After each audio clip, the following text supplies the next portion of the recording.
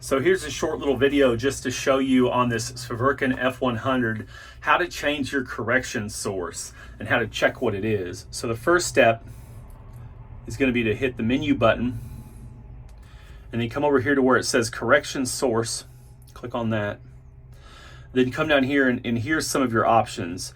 The top three I have experience with. If I'm being honest, the bottom three I do not. Network RTK, that's going to be like your in-trip kind of thing. It's going to require a SIM card. Base station RTK, that's going to require that you have a base station. If you don't already have one, we can sell you one.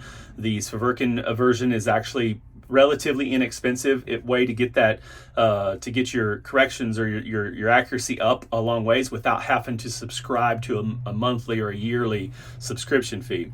But most of our systems are going to be running off this SBAS, which is satellite-based corrections. So we've got the WAS correction, which is typically what we're going to use.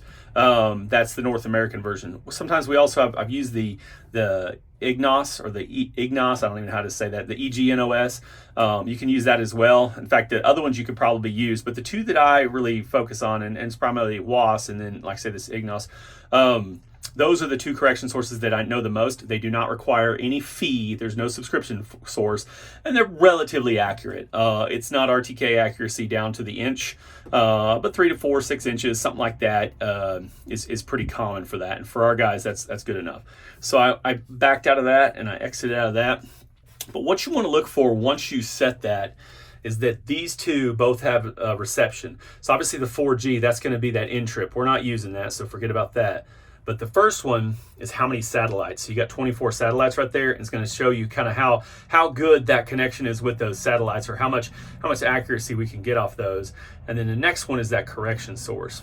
And so you want to make sure that that's not red or there's nothing else there. You want to make sure you have connection to your correction source. That's going to tell you that you're ready to go do guidance with it. So if you have any questions, always reach out. Thanks.